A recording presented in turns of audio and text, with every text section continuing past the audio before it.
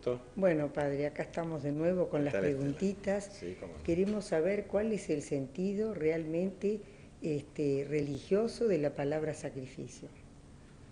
¿Cómo no? Sí, esta es una pregunta que nos hacen bastante a los sacerdotes últimamente, tal vez porque la sociedad en la que estamos viviendo empieza a tener como prejuicios culturales muy fuertes contra todo lo que de alguna manera se ha entendido como algo costoso, algo difícil, algo que tradicionalmente se ha llamado un sacrificio, ¿verdad? Se dice normalmente que una persona lleva una vida muy sacrificada o que hizo grandes sacrificios para terminar su carrera, de modo que intuitivamente nosotros sabemos que es pagar algo muy costoso o hacer una acción que puede ser muy dolorosa para conseguir algún objetivo. Bueno, pues el sentido ese es simplemente aproximado. Los pensadores así más puntillosos dirían que es un concepto analógico, es decir, que se parece en algo y en otros aspectos no al sentido original verdadero que es el religioso. Porque la palabra sacrificio es una palabra eminentemente del orden religioso y luego se ha extendido por el resto de la cultura universal para significar cualquier esfuerzo costoso. Pero respecto a Dios, ¿qué significa un sacrificio? Miren, el Catecismo de la Iglesia Católica dice que es justo ofrecer a Dios sacrificios en señal de adoración, de gratitud, de súplica y de comunión. Es decir, se trata siempre de actos, de algo que es muy querido o muy costoso para nosotros, que se ofrecen a Dios para de alguna manera simbolizar que lo amamos o que nos entregamos a Él. El ejemplo clásico es el que nos trae la Biblia en el libro del Génesis, el primer sacrificio que hay en la historia, que es, o los en plural, los sacrificios que ofrecían Caín y Abel, ¿no? Son los primeros que aparecen en la Sagrada Escritura. Y lo que sabemos por lo que dice el libro del Génesis es que uno de ellos, Caín, era agricultor y Abel era pastor. Y lo que hacían en el momento de realizar sus actos de religión, de unirse con Dios, era este acto muy físico, muy material, que era reunir un poco de leña y encima colocar o los frutos de la tierra en el caso de Caín o un cordero de su rebaño en el caso de Abel. Y lo sacrificaban y lo quemaban y el humo que subía al cielo venía a decir, esto ya no es para provecho mío. Esto de alguna manera que es simbólica, pero al mismo tiempo muy real, lo estoy ofreciendo a Dios de modo que ya no quede utilizable para mí, ¿verdad?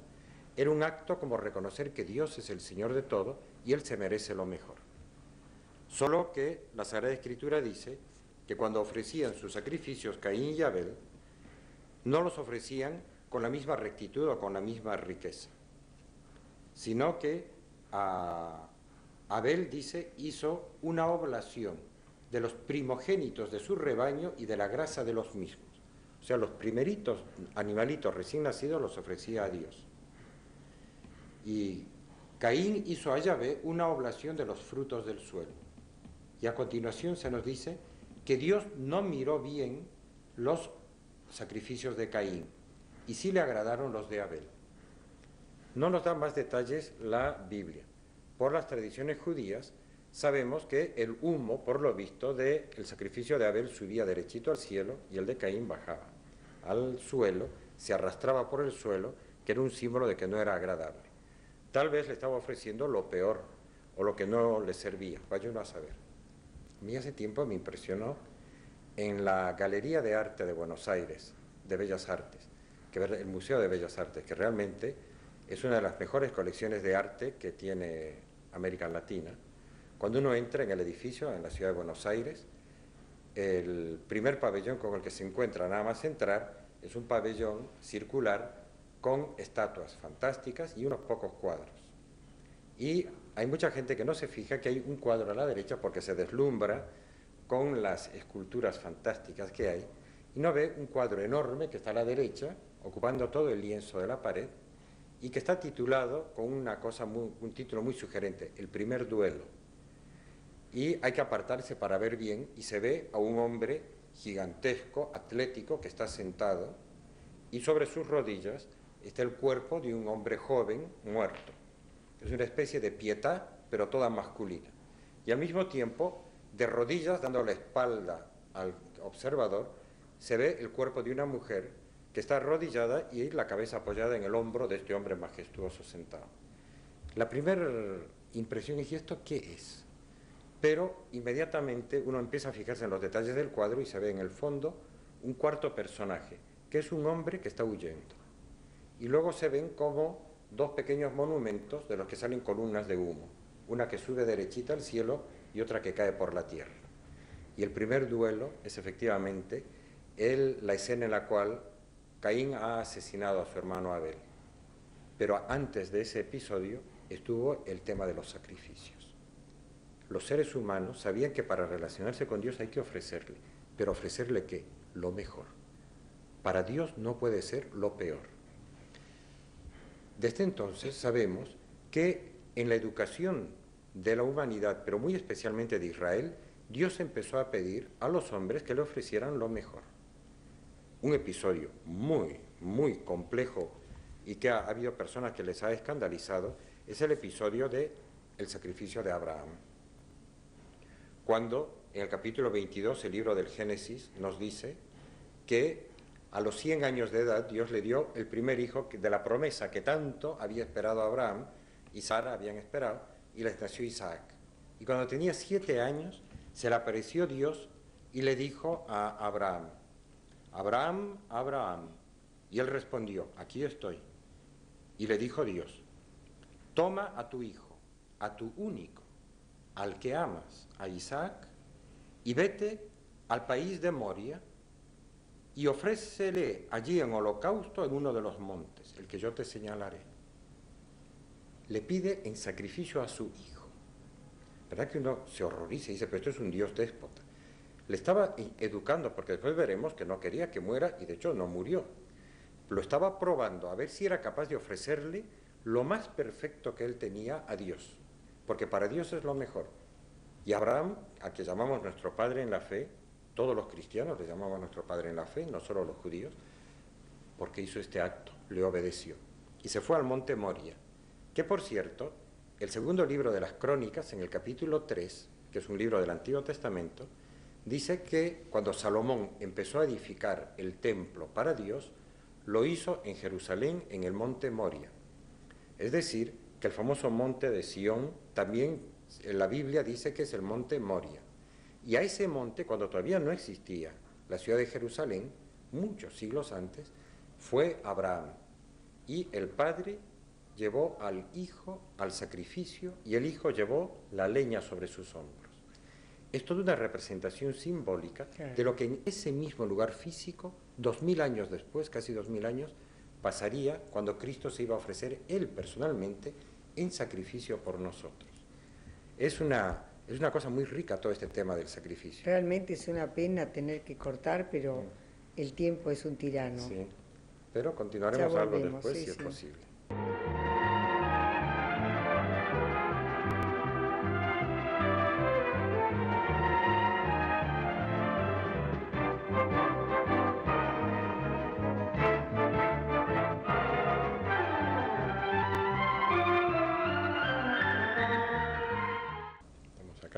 Bueno, continuemos entonces porque el tema realmente es muy... Estábamos hablando del concepto religioso de sacrificio, ilustrándolo con algunos pasajes de la Biblia.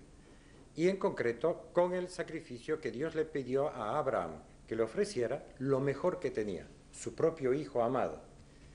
Y en el capítulo 11, en el versículo 11 del capítulo 22 del Génesis, se nos dice que Dios no quería que se convierta en el asesino de su propio hijo, lo que ¿verdad? Quería era probarlo. Era una prueba de tipo moral. Y de hecho dice así, que cuando estaba por descargar el golpe, porque Abraham estaba dispuesto a ofrecérselo en sacrificio, se apareció un ángel del cielo que le detuvo la mano y le dijo: no alargues tu mano contra el niño ni le hagas nada. Ahora sé que amas a Dios, ya que no me has negado a tu hijo, a tu único. Fue una prueba. Ahora, es una historia personal de la fe de Abraham delante de Dios. A veces Dios nos puede probar un poquito y nosotros sacarnos 0. Este se sacó la máxima nota, ¿verdad? En ese acto de entregarle a Dios todo.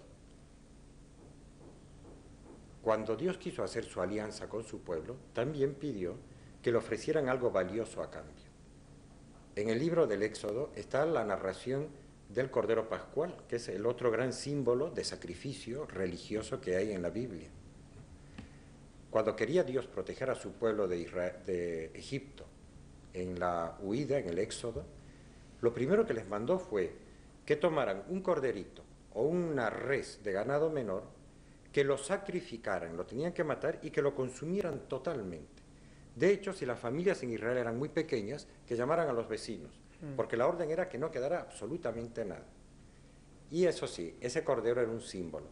Uno lo ve con el paso de los años, porque el capítulo 12 del Éxodo dice que entre los requisitos que debía tener ese cordero no era cualquier cordero, sino que el cordero que tenían que inmolar tenía que ser sin defecto, macho y de 1 año.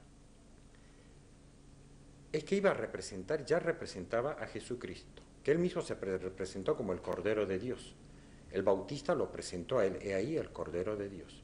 Y cuando los cristianos vamos a comulgar, el sacerdote en la misa muestra la hostia consagrada que contiene verdadera, realmente a Jesucristo resucitado y nos dice, he aquí el Cordero de Dios. ¿Qué significa esa palabra? Es una palabra sacrificial. Es que el Cordero se ofrecía, era una cosa que costaba, había que alimentarlo, había que cuidarlo, y era además tiernito, perfecto, sin defectos, podía tener su valor comercial, pero era lo que Dios quería que todo Israel le ofreciera, cada familia, en señal de alianza. Yo te doy lo mejor y yo me doy también a ustedes, que yo soy yo mismo, yo Yahvé Dios, me doy a ustedes y ustedes denme algo a cambio. Y ellos lo que le ofrecían era el cordero, un sacrificio. También aparecieron en la historia de Israel muchos otros sacrificios que han sido todos simbólicos. Miren, en Israel, por ejemplo, había un sacrificio que era incruento, sin derramamiento de sangre, que era el del pan.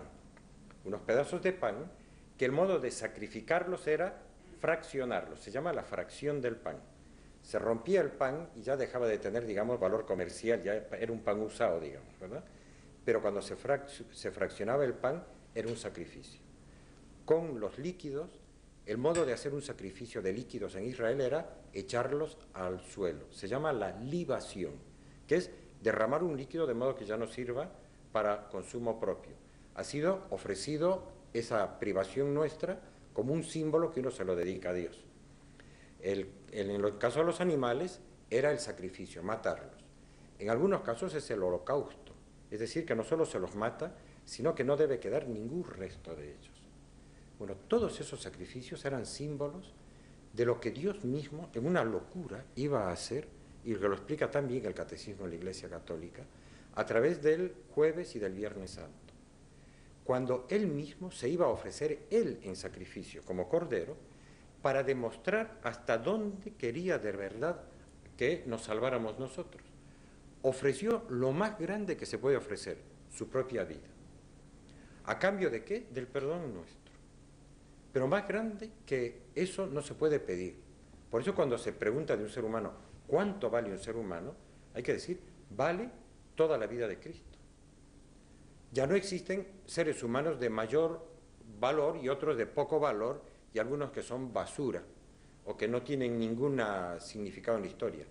Cada ser humano ha costado toda la sangre de Cristo. Desde el sacrificio de Cristo se ha pagado por nosotros ese precio enorme. Miren que San Pablo decía, y San Pedro también lo dice en su epístola, no habéis sido comprados ni con oro ni con plata, sino con la sangre del Cordero precioso de Cristo.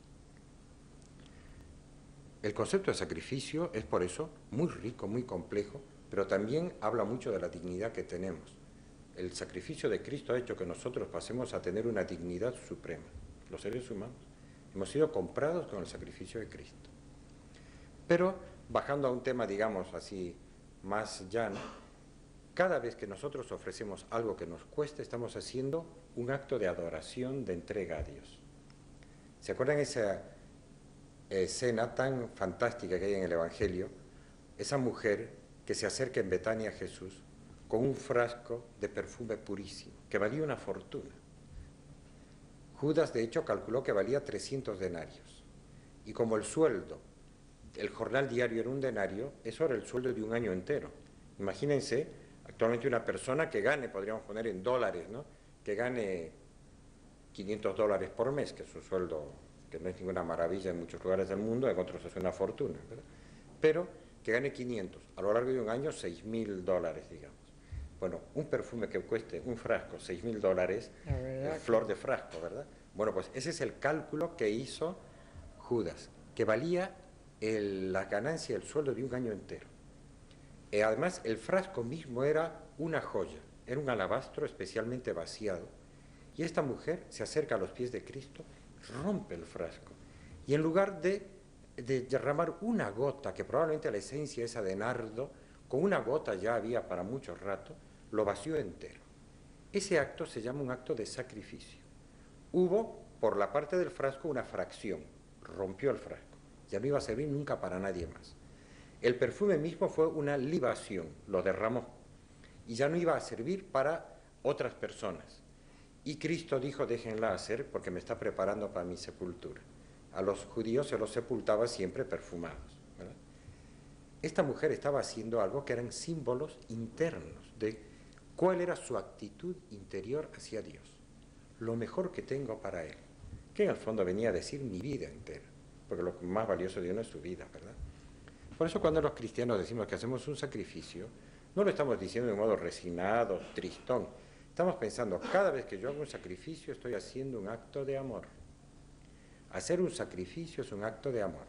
Si es hacia Dios, por ejemplo, levantarme por la mañana temprano, ir a misa el domingo, etc., uno dice, después eso es mucho sacrificio. ¿Es un acto de amor? Claro que es un sacrificio.